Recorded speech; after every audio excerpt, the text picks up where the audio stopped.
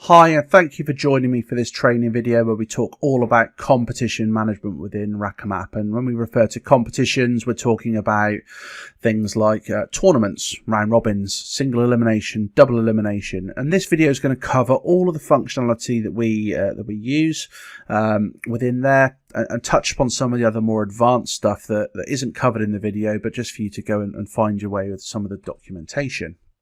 So within competition management, we talk about the setup of your competition or tournament and talk about some of the differences that you might have compared to other software providers. One of those differences being the ability to manage your entries and being able to offer online entry management, our reserve list functionality, the ability to track payment statuses of your entrants is all something that's in there, and as well as capturing custom information about your entries. We talk about the round setup and how actually you can mix and match rounds types between round robin to knockout, knockout to round robin, however you want to kind of set that up, including things like mini knockouts. So we have all of those round types available there for you to see, and we'll go into each of those in detail. We'll talk about what happens as you execute your rounds. How do you enter scores? How do you edit competition entries? What happens if you make a mistake? How do I enter scores with tablets or the mobile app? All of that stuff's covered. We talk about how you then progress your entries between the rounds, or where that might be automated with some of the predetermined or double elimination brackets that we've got there, or indeed manually, depending on the type of setup you've got there. And finally, we talk about completing competitions. So let's go ahead and get started. So all competition management is done through the web. So I'm logged into the website here. And just like you perform any of your other administration within RackEmApp, it is under your league's administration menu. You go into competition management and click competitions, and it will list all the competitions that you've got available already set up here. So I've got a whole bunch here, and you can see there's some key differentiators here. I've got a competition type of individuals and a competition type of team, and that's one of the key concepts you need to understand within competitions and tournaments within RackEmApp. A team competition is purely for teams in the context of they play in your pool league. So if you're thinking about doubles, trebles, 4 or 5 man competitions, unless that's something that your pool league is set up for, that would become an individuals competition, regardless of how many players you've got in it. A team competition is exclusively reserved for team matches in the same way that you play within the league. And that can be configured in terms of what match format you use, but effectively that is what a team is referring to.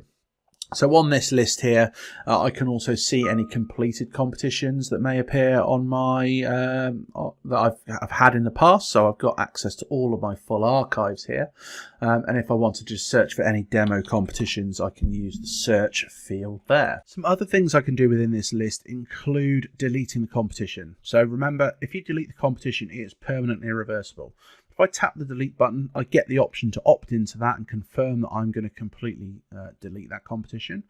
Alternatively, I get the opportunity to copy a competition, and that's particularly useful for testing purposes. By pressing that button, it will copy the basic competition setup and all of the entries so that I can then get beyond the round section. So useful for making a backup of a competition before you make some changes to it.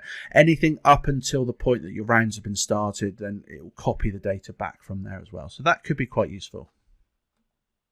What I'm going to do just to get started with is just press the new competition button, as that's going to give us the opportunity to get started and show you how this works. So it's the new competition button at the top. And you get started with your competition details. So we're going to work through this screen from left to right, left top to bottom, and then onto the right hand side, just so that we can cover all of the fields. So you start off with a competition name. So it's the name of your tournament. So I'm going to call this Demo Singles Flyer. And I can set a capacity for it. Now, the amount of capacity you have is limited on your license, but I've got an unlimited license, of course. You don't have to put a capacity, but what the capacity function will do is if you're using online entry, as soon as you reach that capacity, it will no longer allow entries to be entered. And we'll look at the online entry screen a little bit later. I can link a competition to a season, so that's my team season, so useful for if you're running a pool league and your singles competition is linked to that season. But if it's just a flyer not linked to the season, I don't have to associate it to a season either. And thinking about it being linked to a league, we've got the concept of making this a perpetual competition. So this is the sort of competition that you want to record and track the winners for over the years. So yeah, typically it's your seasonal singles competition, something like that. And when you check that box, you get the opportunity to either create a new perpetual competition or pick an existing one there. I can assign a tournament director. So the tournament director is a slightly different function, but what it allows you to do is you can have an individual person that's available to only manage this or other tournaments. So it's a special administrative type of role that you can give a person so that they can access kind of the admin functions within RackEmApp, but only for this particular competition. So you can have somebody that's assigned to run a comp, but you don't want them to have full access to things like your player database or managing the teams or editing results for the league and those sorts of things. So that allows you to manage that. And you can pick the rule set that your competition is operated in. This is shown publicly. It's also shown on the stream overlay and various other bits and pieces, but ultimately it's not really essential for you to pick anything. Our competition type, I talked earlier about individuals versus competitions. Of course, if it's a team competition, you need to assign a match format to it. So I've got one match format set up within here. If it's a team comp, you have to set up that match format. That doesn't have to be the same format that you play in the league. You can make that different to the one you've got in the league. And if you need to, you can click that link there and it'll take you to set up those match formats. And the other thing that you can do is when it comes to round robin for team events, then you can base that result on the match sections within this in this team environment, and that's something that's set up against your season, and if it's something that you use, you'll automatically know what that actually does there. If it's just a singles flyer, I can set that to be individuals, and the number of players per entry is 1. Of course, if I needed to make this a doubles competition, I can set that as 2. Indicate whether it's a shared frames, whether the players have to play in the same team. And also, if I've got more than one player in an entry, I can optionally set that to be a match format, which is either a normal race 2 best of or standard. And the way that usually gets set up is in a 3-man competition. So lots of people have operate 3-man, and each 3 players have to play each other once. So you can set up a match format to automatically structure that within your format. So I'm going to split this down to just 1 player per entry.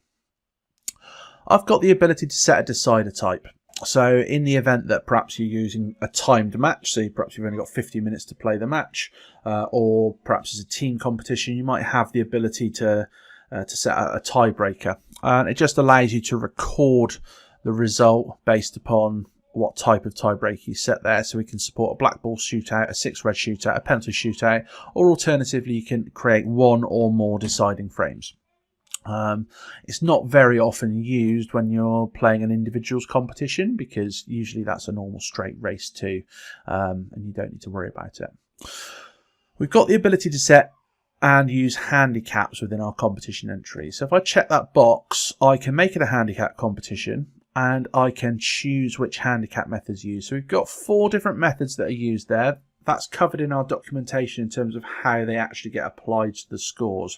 So starting on handicaps is the one that we're going to use for our example within this competition, just so I can show you how handicaps work as we go later through this video. I can also set this competition as a private competition. And what that means is it's hidden. So this function is particularly useful if you wanted to do a test competition. So you can try out all the different features and functions without it impacting anybody's player profiles, statistics. Nobody can enter it, all of that sort of stuff. It's completely hidden so that only you as an administrator can use it and see how you want to structure and manage your competition. We've got a scheduling section. So this determines the competition period. If it is a single day event, so one day comp in a single venue, you can check that box, assign the date and time that that's going to be played. That will be shown on your competition page that it can be shared to the public, which I'll talk about later. And you can then assign the venue to it. And the reason why for a single day event you assign the venue is because later on we've got some useful functions around assigning matches to tables, and there's some automatic table scheduling stuff in here as well that might be of interest. But if it's your kind of generic competition where you have X number of weeks to play the match, you wouldn't check that as a single day event. I'm just going to check it for the purpose of this demo. Player scheduling is also linked to whether or not it's a single day event. So in many leagues, players need to schedule their own matches. Unchecking this box blocks that functionality within the mobile application. So if players do need to schedule their own matches within your comp, leave that button unchecked, and within their mobile app, they'll be able to see contact details for the players they're due to play if that player has given permission for that to be shared. And also it will allow you to set the date and time that match has been scheduled for. So you can see the players that are using the app and actually choosing what that date and time that they're scheduling the matches for. And that's the sort of thing you can then choose to enforce who you want to there. Entry fees do exactly what they say on the tin. So, you know, how much does it cost to enter your competition? I'm going to say that's £20. And we've got the ability to pay by card, pay by bank, cash, or by PayPal. And all these are just various different payment methods that largely are non-integrated. I have got the ability in here to pay by card using our Stripe integration. Stripe is a credit card provider. But with Stripe, you're not allowed to use Stripe to capture any funds for gambling purposes. So if your competition is collecting funds and that those funds are going to be distributed outwards as prize money, that's against Stripe's terms of service. It's something we're working on to try and find an alternative provider. But it is something that ultimately is over to you to remain in terms of service with what you use Stripe for. So that's completely over to you. I've got the ability to set up a shot clock setup. So the total shot time typically might be 60 seconds, might get a warning at 30 seconds, and perhaps you get a 30-second extension, which is a bit of a classic setup. And in kind of more modern formats of the game and shootout, you can also set this to reduce. So when there's only, 10 minutes left in the match, that shot time could reduce to 30 seconds with a 15-second warning, and they only get a 5-second extension. So that's the sort of thing that you can do within here as well. Popping up to the right, I've got some content management stuff. Now, this content management all appears on the page that gets created that you can send to the public about your competition. So the entry criteria, any minimum, maximum ages, gender specifics, whatever you want to include that's useful for your potential players can go in there. Description about the event, any history behind the event, anything else that they might need to know, and any specific rules that they need to adhere to can come in here as well. So I'm just going to put minimum age of 16, description, weekly flyer, and under rules I'm just going to put county dress code applies. So all that information is all present there. And if I press save and next, it'll take me to my entries page. Now what you'll see here, it takes me to another page to talk about my entries. I am going to come back to this page in a moment, but you can see here there's a navigation menu that you can switch between. And I'm going to switch back to my competition details just to show you this other button at the bottom here, which is Archive Competition. Now what you may want to use this Archive Competition to complete the competition without it actually being completed. So if it's a test competition you want to get rid of and you don't want to delete it, you can press this Archive Competition here. Okay. So once my competition has been created and I've pressed the save button and I'm on the entry screen, you'll see it appears under my competitions menu on my website. So I'm looking for my demo singles flyer. I can click on that button there and it shows me all that information that I entered into the content management screen. So it shows me the rule set and it takes me to a link to that poster. So I can access the rules very, very quickly. So I know what I'm getting myself into. I can see online entries are closed here. So I'm going to come back to this when the online entries are open, and I've covered those kind of options there. But yeah, online entries are closed. So this is the page that you can then share with whoever you want to be able to start determining, okay, this is the information about our competition, and then you can start looking at how those competition entries are managed. And that's the section we're going to go to again now.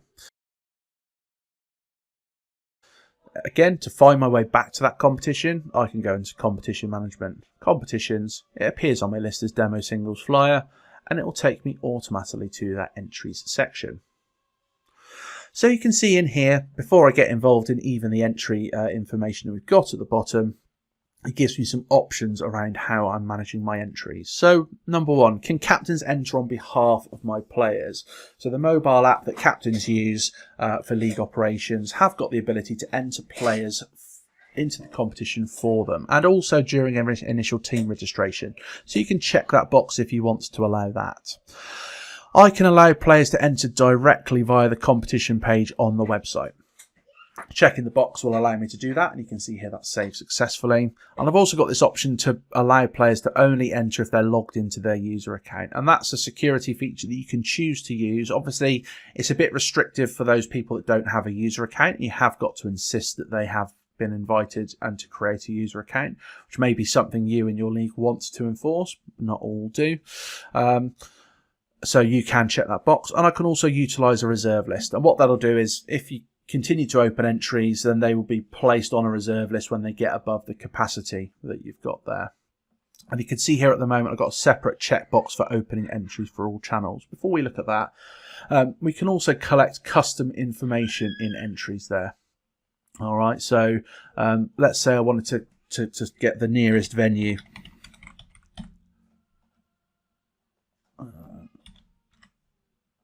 Nearest venue to them. I'm going to use it. I'm going to make it a required field. I could also capture some information that I might not want to be mandatory, but just capture an opinion. So you might have favourite venue as one of those as well. I could press the button to save those custom field settings. So at the moment, those entries aren't open. If I open up that page, I'm just going to open this in a new tab so I can quickly switch back to it. You can see here those entries still aren't open. However, if I check the box to open entries for all channels and come and refresh my page, then I've got the ability to enter the competition.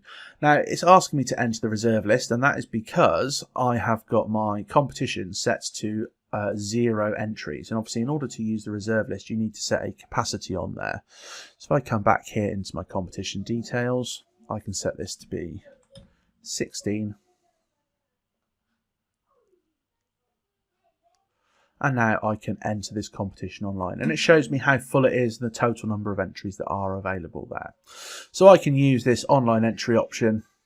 It's already detected my my details. I can't enter because I haven't selected a payment method, so I'm going to come back into my competition details here. This is a very common mistake that people make, and I've obviously made it myself here. I'm going to allow payment by cash. Refresh the page. I'm going to enter online. I can then pay. Coming back to my competition entries, alongside all the online entry options that you've got available there, I can also choose to create my own competition entry, and I do that very, very simply by pressing the new competition entry button. And I'm going to enter, searching for my player, that's me there, and a checkbox I've added here to keep the form, quickly add another one. So if I check that box and press complete entry, I can then enter some of my friends, complete the entry,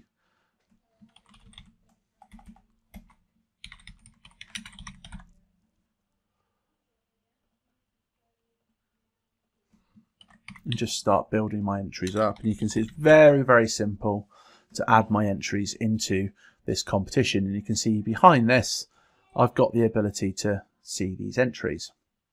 Now I've got the ability in here to be able to edit these entries too. So if I tap on one of my entries, I can swap that. I can swap the player against the entry. I can edit the custom information that I wanted, and I can also enter my handicap here.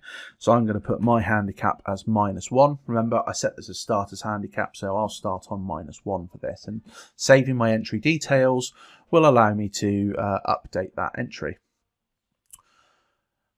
Some other options that I've got in here, just so you know, obviously I can search through my list. If I've got a big list of players, I might want to search for that. I can also demote and promote from the reserve list, so I can move myself onto the reserve list if I haven't paid, as an example. I can move that up here, and I can manage that, and alternatively I can delete my entry as well. You can only obviously do this before any matches have been drawn. I'm going to add myself back into this competition. And there we go. We can close that. And I've got my 4 players needed for this little competition here.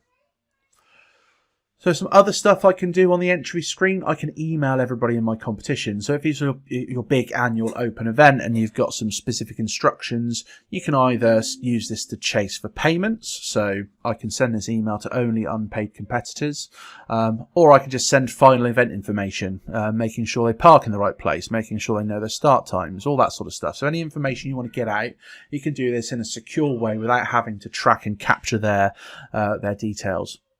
Obviously, we'll only send it out to any player that you've got their email for.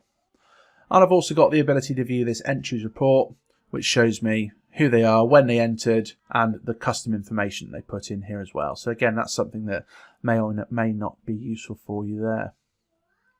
And obviously I can leave these entries open for as long as I need to, but of course as soon as you are ready to start preparing the next stage of your competition, which is doing your draws and those sorts of things, then you press next to go to the next stage.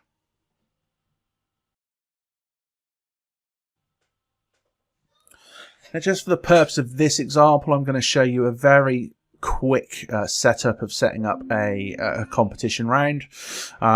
I'm going to do this as a draw each round type of knockout. So the round settings themselves contain all the information you might need to know about your round, and you get some additional options depending on the round type that you choose. The important thing to note is you need to set your round type before doing any draws, so please make sure you choose that first. It automatically comes up with a round name, which is round 1. You can name it whatever you want. It could be last 16. If it's only 16 players, it's entirely up to you. From a date perspective, I choose whether my match is to be played on a certain date, by a certain date, or in the week commencing a certain date, and it will list all of your existing season calendar dates in here. Or alternatively, I can manually set a date for this if one does not exist. From a match setup point of view, the default is you have one set, which is a race to or a best of whatever value that you want to choose there. And of course, you can having multiple sets. So a more popular format nowadays, particularly within like the IPA, you can play set matches, and you can have best of 3 sets, and each of those sets is race to 5 or best of 5. So you can configure this how you want. And all of these match setups and dates are all configurable on a per round basis. But of course, I'm only drawing the first rounds to begin with in this particular example. I've got another example here for play all frames. You'd only really utilize that if you're using a round robin competition, because in a straight knockout or a double elimination, once you've reached your winning threshold, you don't really care about that. And also within each round, you've got a configurable match time. So again, if much like Ultimate Pool are popularizing nowadays, you might have a limited match time that you're expected to play, and that will appear on your arena screens to be able to do that. And you have 2 draw options here as well. So one of them is to manually draw the matches. Tapping that button will tell me that I'm about to start generating those matches. And this is useful if you want to manually draw it offline. So perhaps you have a constitution that means you've got to be witness drawing balls out of a bag. It's not particularly elegant, and it requires particularly lots of data entry for you. But ultimately, if that's what your league requires, that's what you need to do. And once you've done that manual draw, you can just enter this data in here like this. Now, at the moment, because I haven't completed that draw, I can auto-complete the remaining draw, and it will randomly put the remaining entries into these matches. But what it will do when I enter this is change to just complete the draw. Now, whenever I do a type of draw here, it will always round the number of entries up to the nearest round bracket. So if you've got 7 entries, it will add 1 buy-in to round it up to 8. If you've got 5 entries, it will add 3 buys to round it up to 8.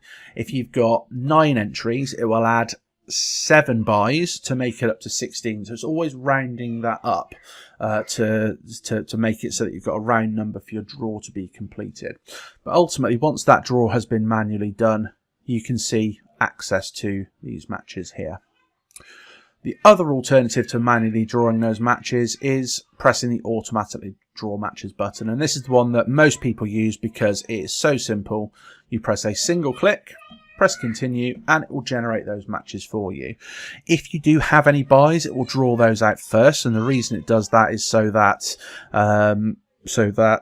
you can't end up with any bye versus bye matches, so it will always draw players against the byes in the first instance, which is usually only something that happens in the first round. Alternatively, it will just draw them all out for you every single time. You can see here some additional things that I've got. Once my draw's been done, if it's a particularly large list, I might want to search for a particular person, so I can search for that here, and it shows me all the matches that I've got within here too. All right. In order to start your round and get moving on it, you press the start round button.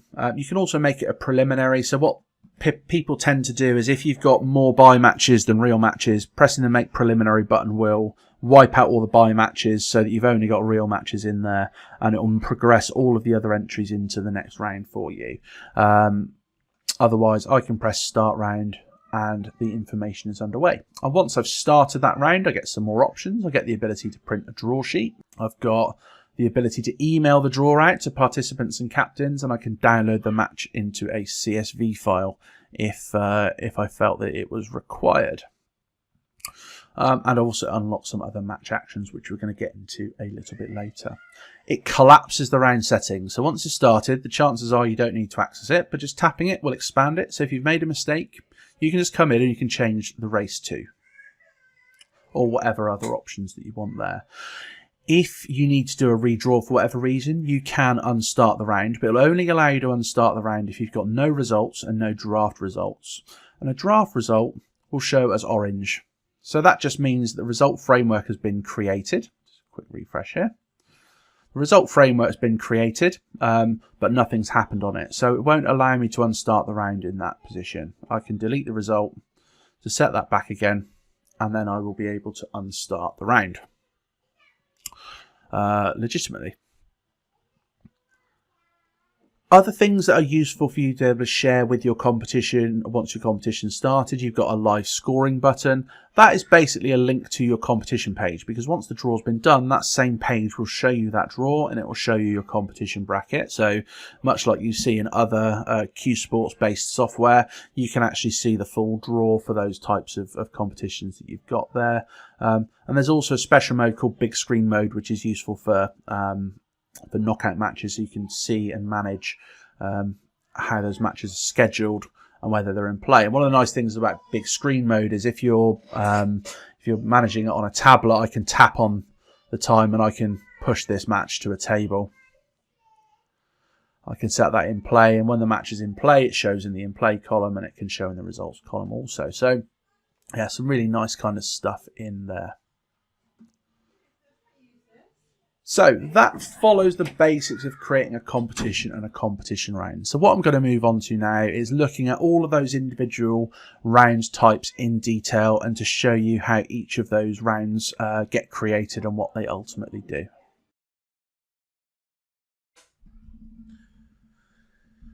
Right, so to start off with, I'm going to go through a bit of an end-to-end operation of the draw each round knockout. So this is the very common format that gets utilised in leagues, where you have a period of time in order to play your matches, and then the draw is done after the majority of those matches are completed, because there's some special functions within there that you might want to know about. So my round type is knockout draw each round. Like I mentioned earlier, you should always set that first. And my date information is going to be by, because I want it to be played by a certain date, and I'm going to call that the 16th of April. It's a one set match. It's a race to 5. I'm going to change that down to just a race to 1, just for the purpose of this demo, just because it's going to make it easier for me to enter some results. Play all frames isn't relevant. And what I'm going to do here is I'm going to automatically draw those matches. Now, as it's the first round of a competition, I've only got 19 entries. It's obviously going to draw me a lot of buys. So this is a good example to show the making of the preliminary. So if I press the make preliminary button, what it does is it removes all of the matches that have got buys. Okay, so it only leaves me with 3, and I can press the start round button. Now, what this tends to do is it tends to inspire some questions. Why aren't I in the draw, as the example? If I have a look on the live scoring button, then it shows me my matches, but it also shows me all the other players that have been progressed. So it's very, very transparent that they should know that it's a prelim, they've been progressed to the first round proper, and everybody should be happy with that. Now what I can see here when I've got my my round set up is I've got all of my matches. Each match has got a match number, a match code. The match code can be entered into the app or the scoreboard. Ultimately, you know, what I'm here to do to provide this example is going to be the entering the scores. I'm going to talk about all these match actions and some of the buttons as we go along. So in my most basic format, as an administrator, I can tap the score and this will open up the score editor for me, at which point I can enter who broke and who won each frame. Again, this is a race to one, so I've only got one frame that's been created here. Now, if I choose to update the scorecard only, it will update the score and it will put that correct in the live scores. Just wait for that to confirm. So updating the score is used if you are in the middle of a match without wanting to commit it. If I want to commit the match, then I need to commit that result. And what that'll do is it will turn the result green and it will indicate that that match has been successfully completed. I can see here this has gone green. It now appears as my completed matches. So I've got 3 matches in total. One of them is completed. So let's say Richard Clark doesn't turn up and Jack O'Neill needs to go through. Well, I don't want to enter a false result for this player. So what I'm going to do is I'm going to say it's an away walkover. So I press the button to make that an away walkover, and that will put the away player through because they have walked over the other player. If I've made a mistake, I can untap that button, and what that'll do is unset the walkover so that the match can be played, or alternatively I can then press the home walkover button, and pressing the home walkover button will obviously put Richard Clark through because he's the home player, and that will put him through there. Now, the other thing I might want to do in this particular type of round is perhaps do the draw anyway. Even though this match hasn't been played, I might not want to hold up my entire tournament. So I can use this little advance button. And what that advance button does is it says, okay, I know this match still needs to be played, but I need to get on with things. So it puts it as an advanced match. So I know that that result is still to be pending and that match is still going to be played, and that's fine. But I can see here my completed matches plus my walkovers plus my advance equals 3 matches, so I can now proceed that to the next round. And it's always checking this, and it's to stop you proceeding to the next round too early.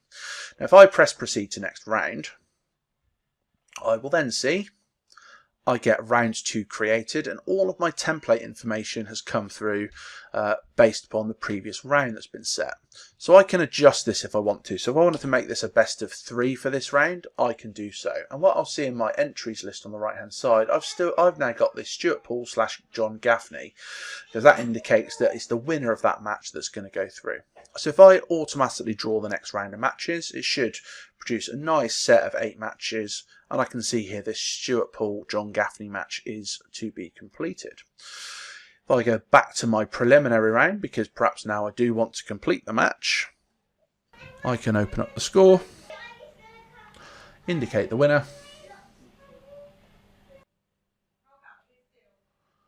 and if I return to round 2, I can see that that has now been updated to indicate Stuart Paul has gone through. So that mechanism allows that to happen. And then I just repeat this process for the remaining of my matches until I get all the way through to the final. So I'm not going to go through all of that detail now, but you can see all the examples that you have got there.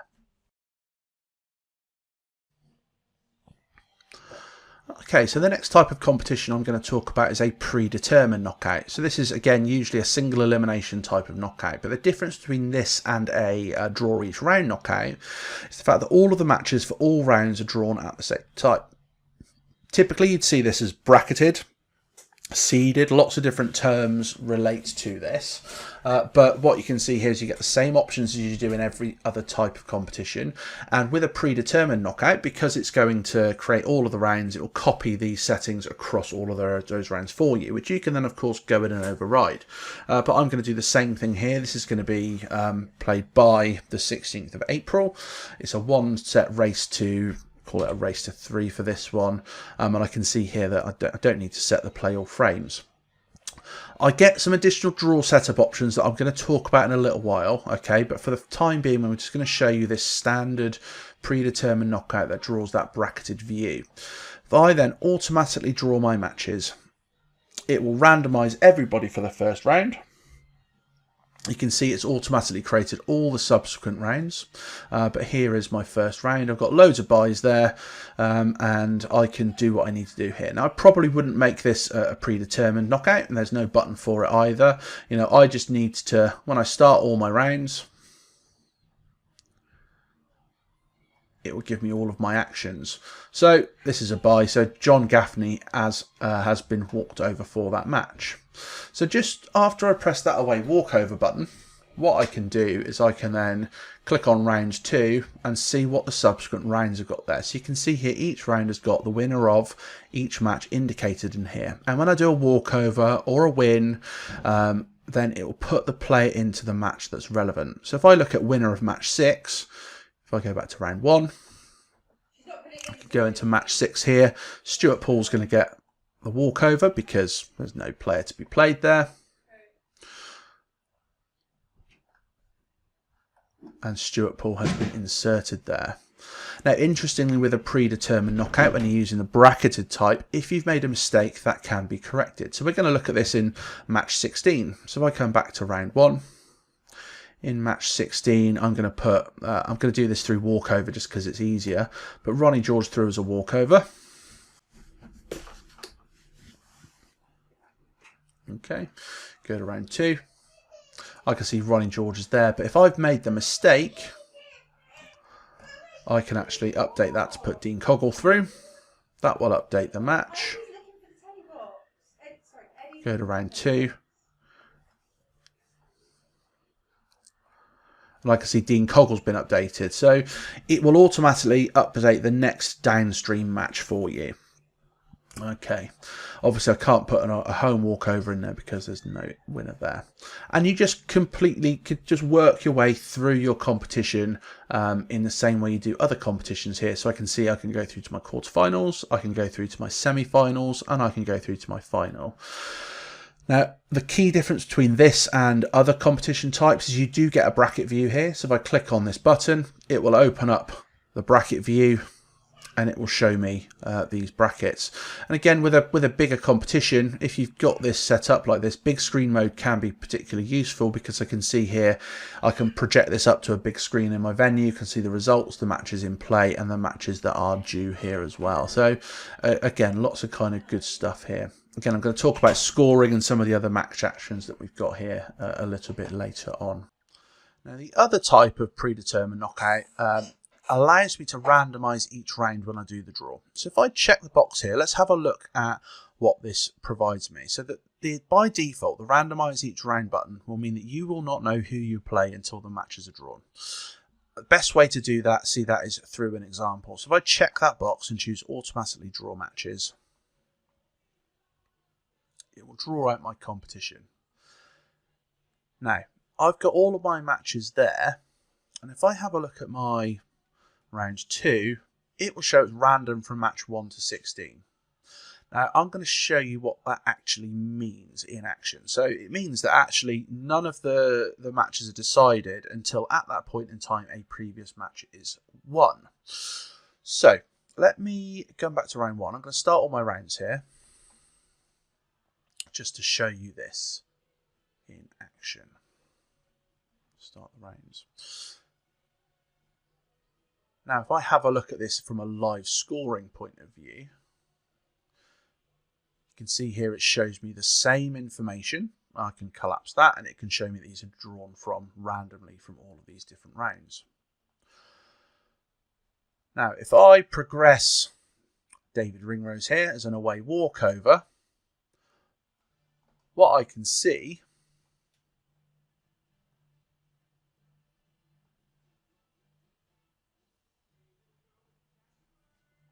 if I refresh the page,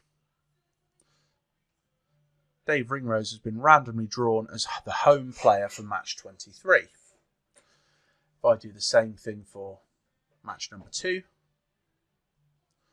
and I refresh this page, John Gaffney has been randomly assigned as the away player for match number 20. And as I repeat this process,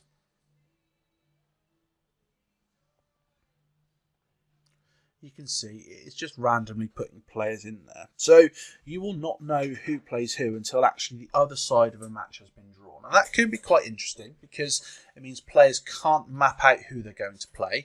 And, they might say, well, it's not worth me turning up for the competition because I don't know, I can see I'm going to play player X, Y, and Z, and they're amazing, and I'm not going to win any money, so I'm not going to turn up. So this kind of helps you avoid that. There is also another type of random draw, which I'm going to show you now.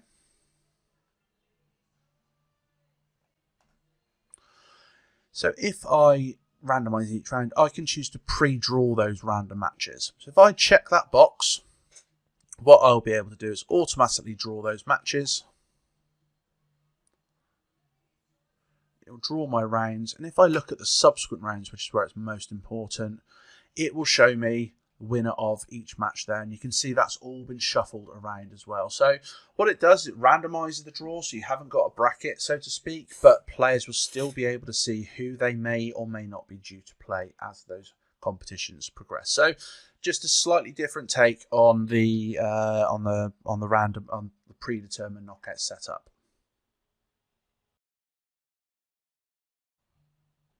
Okay, the next competition we're going to look at is a group or round robin type of competition setup. You can see here, if I jump across into these, change my group format, then I get some additional options here. Obviously, much like all of the other competition types, I've got my date information.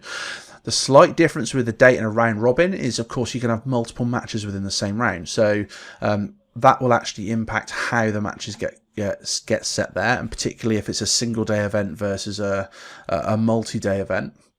For the purpose of simplicity here, I'm going to make this a single day event, just there. I'm going to go back to my rounds. And when I choose my group format, I get some options. So yeah, the match setup is all the same. One set race to 5. I'm going to go race to 3 on this one. Now this is where the play all frames option can be used. So what this is used for is mainly within the digital scoreboards. Generally speaking, if you haven't got this box checked, it will allow you to complete the match before the match is actually over, unless you check that box. Particularly if you want to make use of points per frame type of setups there. So unlike the straight knockout competitions that you've got here, what you're drawing this time is you're drawing groups. So you need to set how many groups do you think you need to set up there. I've got 19, so I'm going to create 4 groups. That'll be groups of 5. They're going to play each other once, but I can do it up to 4 times. And I need to choose a league table configuration. So the league table profile gets set up there. There's other documentation available about it, but that just determines how many points you get, bonus points, all the other bits and pieces that you've got there. So I've got to pick one of my league table configurations there before I do my groups. Now I can, of course, manually draw my groups. That will allow me to see for each group, and I can pick an entry and I can just enter them like that. I'll close that for the rest of them. Or I can just press this button to automatically draw groups, and it will completely randomize who goes into what group, in which order, which then determine the order of the fixtures that you've got there. So unlike with your single elimination type of competition brackets, you can see here it shows me a group table. It shows me all the matches for that particular group. And then I can move on between the groups there. I can update the names of these groups. I can indicate how many promotion lines in there. So if it's the top 2 that qualify, I can enter the number 2, and that will produce a line on the league table for it. So this, beyond that, entering your match details are then exactly the same, and I've got the ability to do what I need to with all of my matches. Obviously I've got a buy as well that gets created here, but ultimately all my matches now exist. All matches have got a number and a match code, of course, and just like with any other type of match, I can tap on a score in order to enter my winners. I'll process that. And as I enter my scores, it updates the group table automatically and in real time. So I always know the state of my group. Again, it shows this match summary so that you know how your tournament is progressing in terms of the total number of matches. who you need to advance, which isn't actually relevant for a group match, but you could have walkovers and completed matches. So again, you want to make sure all of your matches are completed here, and you can then progress this competition. I'm just going to do a skip ahead now because I need to enter results for all of these matches in order to show you the next phase. So I'm just going to have a little transition.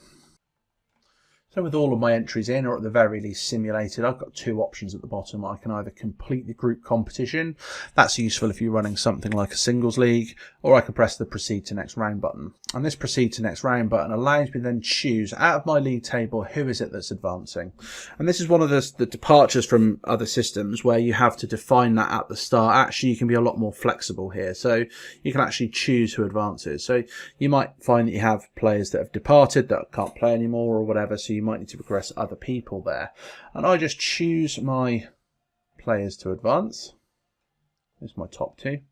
If I proceed to next round, it puts all of those players into the next round to create a quarterfinal, and then typically I would then do one of my knockout types here. If it's a single day event, you're probably looking at doing a predetermined one, and you can use the manual draw method to be able to set your seedings at this point. So let's say you have the winner of group A versus the runner-up of Group D. You can set that stuff up here nicely. So the next type of competition we're going to talk about is a double elimination competition. So double elimination is when you have to lose twice to be eliminated. And typically your double elimination competitions switch to a single elimination at some point. So similarly to all the other competition types, I have all of my details around the matches, which I'm not going to go into again. But when I choose my double elimination rounds type, it asks me to choose a template, and it suggests a template based upon the number of entries that you've got within your competition. So I can see here it's suggested 24 entries, double elimination to the last 16, quarterfinal or semi-final. So I'm just going to go to the quarterfinal for this example. So you pick a template based upon the requirements of your competition. Again, I can choose to manually draw the matches or automatically draw them. If I choose to manually draw the matches, I've got the option in here to be able to pick those players. It puts all the buys in first because, these are the top seeds. And they will all progress to the next round automatically because it's 24 players. Or alternatively, I can just completely randomize it and let the pool gods decide who gets a pass into the first round. So when it's generated that, it will refresh. And it'll give me all of the rounds, just like you saw in the predetermined competitions. But you can see here these are separated into winners and losers rounds. So, I can see my progressed matches have appeared here. Winner of match 1, 2, 3. I can then look at my losers round, which has got loser of match 1, loser of match 16. And this, the kind of the templates that we've got here are designed so that players avoid playing each other twice. So if you get knocked out by somebody in the winners round into the losers round, you won't play them in the losers round again until after the qualification phase, which has been set up here. And then it moves into single elimination for the quarterfinals and beyond. So very, very similar setup to the way other places do this. And again, there's not really anything hugely different in terms of the entering of the scores and the walkovers and all the other stuff. It will progress things in exactly the same way as you would have seen before. So aside from the complexity that double elimination brings, it will automatically correct any mistakes. So if I go into round 1, let's say, again, I'll use walkovers for these just to make it nice and simple. I need to start all the rounds first. Okay, I can go for the away walkover, and I can see it'll put Ken Blight through. If I go into winners round 1,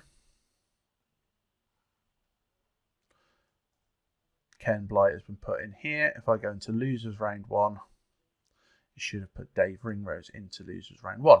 If I go back into round 1 and correct that mistake, so actually it was Dave Ringrose that should have gone through.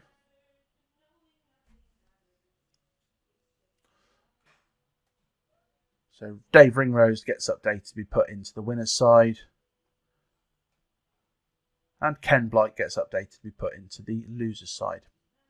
Beyond that, the rest of the competition details all act and behave in exactly the same way. We don't have a bracket view for double elimination at the moment. It is something we're hoping to add soon, but for the time being, this kind of covers our double elimination functionality. So the next type of competition we're going to talk about is mini knockouts. So a mini knockout type of round is when, as a pool league, you might have 8 venues or tables available. You want to spread all of your players out on a particular night, and you want to whittle those down so that the winner of each table comes through and progresses into the next round. So if I click on my mini knockouts competition, I change my round type to B mini knockouts. All the date and match setup information is all the same as before, but I get this opportunity to enter my group setup, and this is configured based upon the needs of your league for this particular round and the entries that you've got there. So I know I've got 4 tables available, which is quite a good number for the 32 entries that I've got here, which does include some buys that have already been added, and I've got 8 entries per table. If I generate my knockout groups, it will generate those, so I can then allocate each group a location. And once those are all set, I can then draw my matches. And again, I'm going to press the automatically draw button just because it's very, very simple. And it draws my matches. So you can see here for each group, I've got these sub rounds that determine who's playing who. And at this point, it is the same as a predetermined knockout. It's just they are grouped together by venue. So you can see here the winner of each match for this particular sub round will be progressed in the same way. So you get the same walkover buttons, you can tap in the score, you can do all the same things that you would want to do for any type of competition. Is the same, it's just that everything is isolated within here. So once you get all of your winners, you can then proceed to the next round, and in this particular example I'll have 4 people to take through to a semi-final stage. The last type of competition we're going to go through is the last man standing type of competitions. This has been made quite popular by Ultimate Pool in recent years, but also Lola's Pool Party. And it's the sort of competition where you have 1 match in play at a time. If you win, you're back in the pot. If you lose, you're out. So when you're drawing these matches, it's very, very similar to a knockout competition, except it only draws 1 match at a time. So, for example, if you want, for the first match of the first round of the match, you draw both sides irrespective of the previous result. So you use that if you're always drawing both matches. But if it was winner stays on, then you might choose not to do that. If I go to automatically draw my matches, okay, it draws my first match, and I've got the lucky players here. I'll start the round, and just like any other match, I'll go in and I'll enter a score. I'll just say that Jerry has won 3-0 here. And when I commit the match, I can proceed to next round.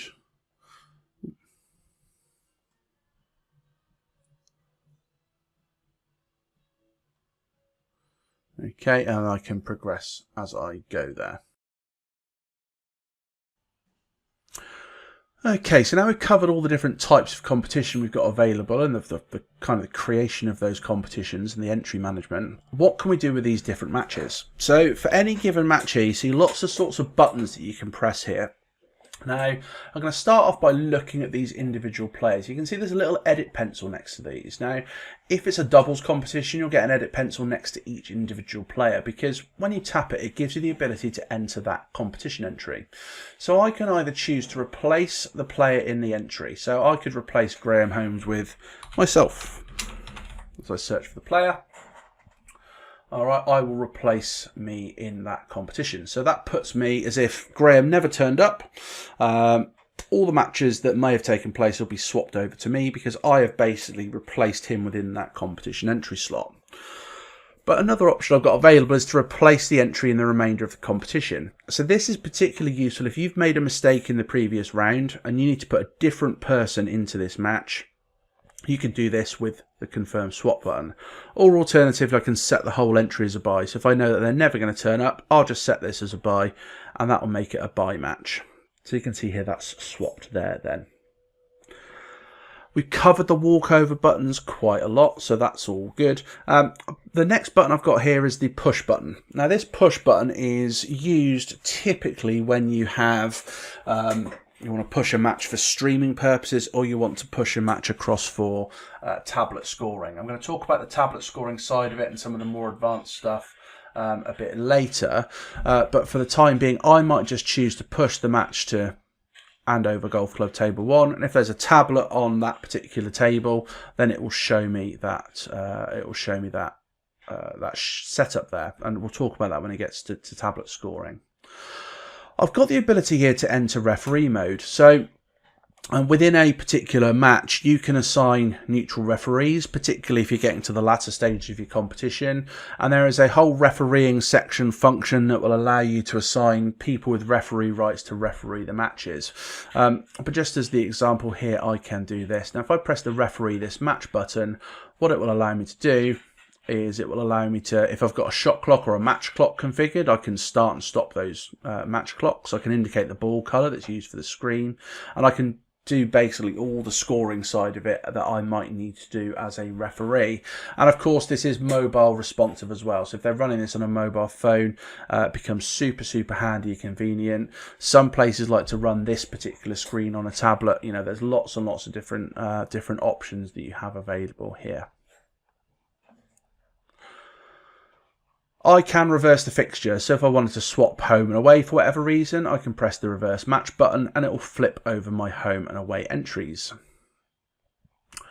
I can also reschedule a match, so by default it will be defined to the round date, but I can override that round date and time, and I can also assign a neutral venue to a match.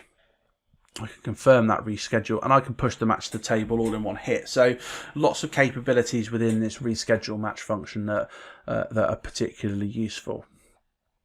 I've got the ability to advance a match. That's only really used if you're doing a draw each round knockout, and it'll allow me to progress the round if I've got some advanced matches there. So I covered that in the draw each round knockout section, but I can also choose to delete a result. So if the result has been completely wrong, that might require being deleted. If you've got your race details wrong, so let's say for example it's a race to 3, what you'll see is as I tap my result card, it creates 5 frames because race to 3 is, potentially a race to 3 is 5. What I can then do is, let's say, I made a mistake. That should actually be best of 3, right? If I update that, the result itself, just refresh this, the result itself that was here, that was created before, still has those 5 frames, but it's best of 3 frames, so it should have only created the 3 frames. If I delete my result, it will allow me, when I next tap that score, to recreate that result framework. And it will only create those 3. So that's another example of when you might choose to use that delete result button. So yeah, there's a few different options that you can do there within your matches.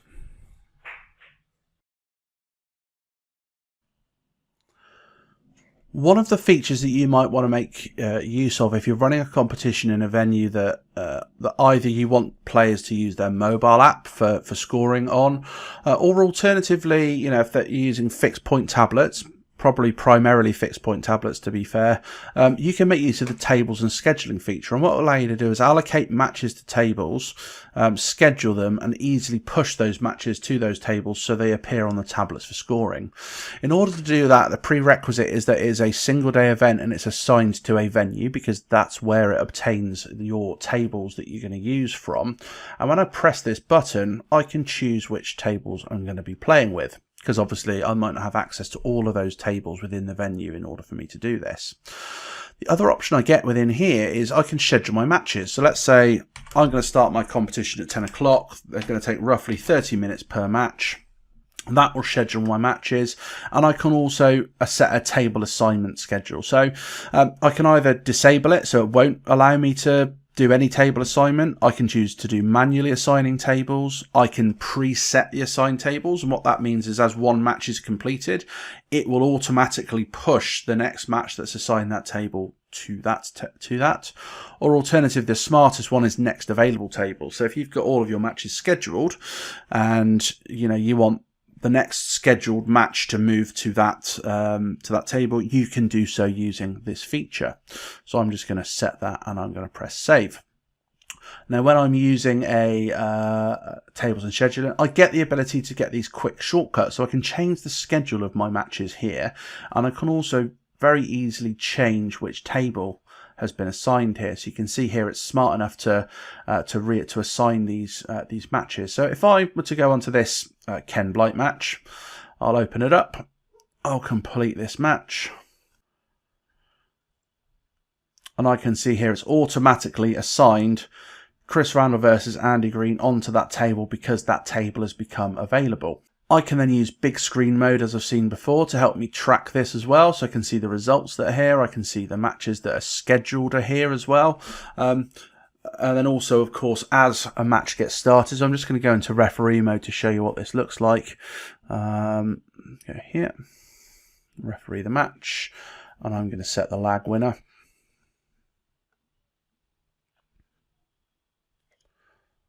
Then it indicates that that match is in play. So it gives me some useful information so that when the match was assigned against the table, it tells me that.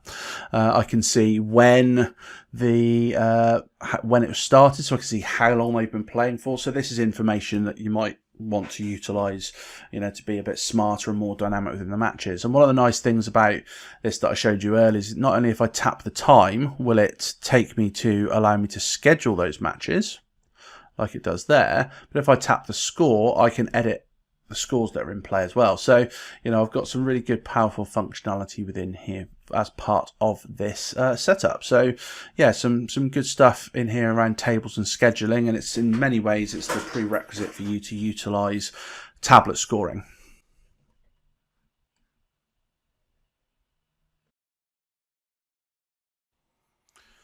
So tablet scoring in RackEmApp is done either on the web or through the mobile app, and it uses exactly the same mechanism. It's just easier for me to show you it on the web than it is on the mobile app.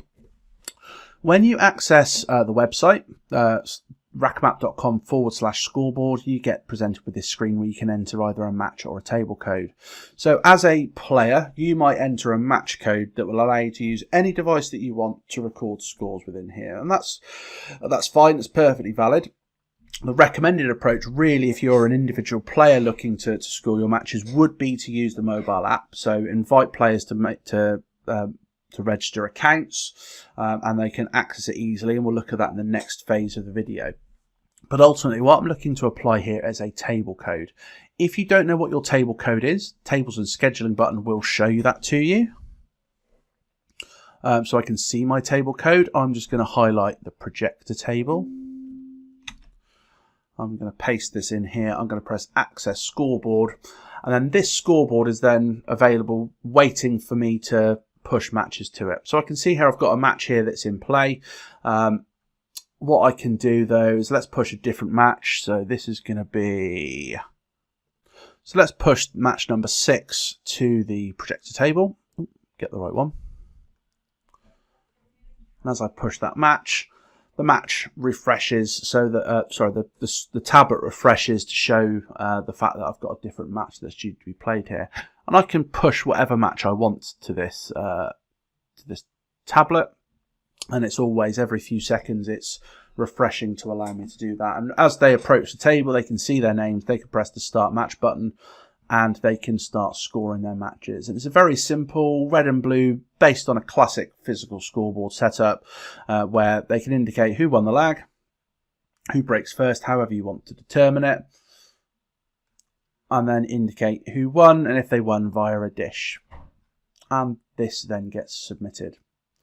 So if I then look at the Stuart Paul versus Melvin Knight match, which is here, I can see that the score is 1-0. If they've made a mistake, I can correct that here. The important thing to remember is when you're updating matches in play, use the Update Scorecard Only button. Update, Commit and Process Statistics will complete the match, and it'll push things downstream if you're using one of the predetermined or double elimination formats. But I'm just going to Update Only. That will update the score. On this particular screen, oh sorry, I've done the wrong one. Look, let me do that one. That will update the score there, and there will be a refresh mechanism appears here, and you can see that's happened here to update that score there as well. If the players themselves are making a mistake, they can press the editor button and they can make the changes there so that you don't have to do that as admin. There's also a dark mode which you can enable if you don't like the red and blue. Or alternatively, there's an express mode, which means you can enter via very simple button presses. So you can change and mix and match all of this stuff as well. So, you know, this is here and this will run. Now, the other thing you can do is if you want to set it to always open on this, you can use a particular URL. So you put that table code on the end. I think it's still on my clipboard. And it will also take me to that match. So I can set that as my home page so that whenever the tablet starts up and opens the browser, it automatically gets assigned to this particular table code. And of course, the other thing with table codes is as you push matches to tablets, if you are using any of the streaming capabilities, which I'll talk about, which I won't talk about in this video, there's some more documentation around that, then it will reflect this here as well. And there's some great arena screen functionalities here too, which cover the tablet scoring side of things. So whilst having tablet scoring is great, it's not always ideal for everyone. For most pool leagues, you know, that are running matches that are organised by the players themselves, they're not going to have access to tablets, but they do have it on their mobile phones. So the mobile app will run on iOS or Android. If I were to show you on the mobile app here, I can open the app and go into scoreboard, and I can enter a table code in the same way that I enter a match code. So I can run the mobile app on my tablets in a much better way than the web-based version operates. So I've got that capability within the mobile app to do so if I wanted to install it onto tablets. But for most players that are already using their mobile phones, it makes sense to invite them to create an account, because then all of their competition matches will appear in the My Matches section. And it doesn't matter which league that's in or which organisation they play in, it will show you the matches across the gamut of where they play that are using RackEmApp. So the mobile application will then show me all of the matches that I've got allocated here. So I've got for the Solo 8-Ball League, I've got an Evolve 8-Ball match as well. And I've also got a men's singles match here for the Andover Pool Association. If I press the play button for that match, then it will open up my digital scorecard, which I can view in that mode if I want, or alternatively I can make it landscape and prop that up, and it acts like a physical scoreboard, and you just tap your buttons to make it do what you need it to do in the same way the web scoreboard works, and you can update your scores. If I make a mistake, I can use the edit button at the top, and that will allow me to edit my scoreboard in the same way that I've did the web version as well. So, you know, the mobile application has all the same capabilities of the web, but it's in the hands of your users. And what it does is it means that you spend less time managing results, and that's what it really comes down to. Finally, we reached the end of our competition. What do we do to complete it? It's very simple. I'm in the final of this particular competition I've created here. As per any other match, you would score the match in any one of the methods that we've described so far within this video. And as I update and commit that, I can see that Natasha Connor has won it 3-0. I pressed the complete competition button, and this ladies final completes the competition. Now, if I was doing a competition series or if it was a perpetual competition, it would then appear within my Roll of Honour. The player themselves will receive a digital badge to show that they've won it, and it appears within the competition archive, which is in the page here. Thanks very much for sticking with us. I know it's been a very long video, but hopefully you found it to be useful and informative, and it helps you understand what you need to do in order to run competitions and tournaments within RackEmApp. All of our documentation is available at blog.rackemapp.com. Please do check that out. There's a lot more detail in there that we haven't covered in the video, and it also covers all of our other functionality that you might be interested in. And if you do get stuck or need any help, then please do drop us a line at hello@rackemapp.com. Have a great day.